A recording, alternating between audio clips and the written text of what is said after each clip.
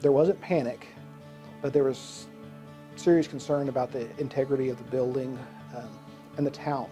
We knew what we were going through, and we were in one of the strongest buildings in town. We didn't know if there was going to be a town left.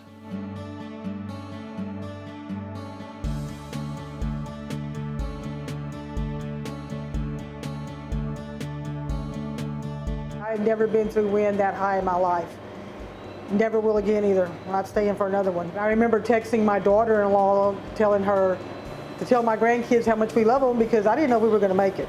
Where we lost the air conditioners in that portion of the roof, we had a tremendous amount of water come in. All the window frames, the glazing around them broke loose.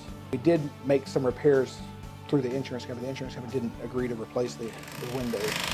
Once we determined that the windows and some of the other pieces of recovery would be ineligible, we contacted Rebuild Texas Fund, which is the collaboration between Michael and Susan Dell Foundation and the One Star Foundation. We looked at that and said, this is absolutely a gap that we can fill in.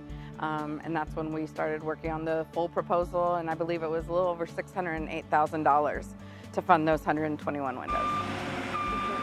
My role is really to assist those entities which are ineligible for state or federal assistance. And so I work a lot with local organizations, local foundations, and building partnerships between those different groups. This window project wouldn't have happened without it, and it's something we desperately needed. Things are starting to look like a hospital again. We're getting some new windows in, thank God. We can see daylight again.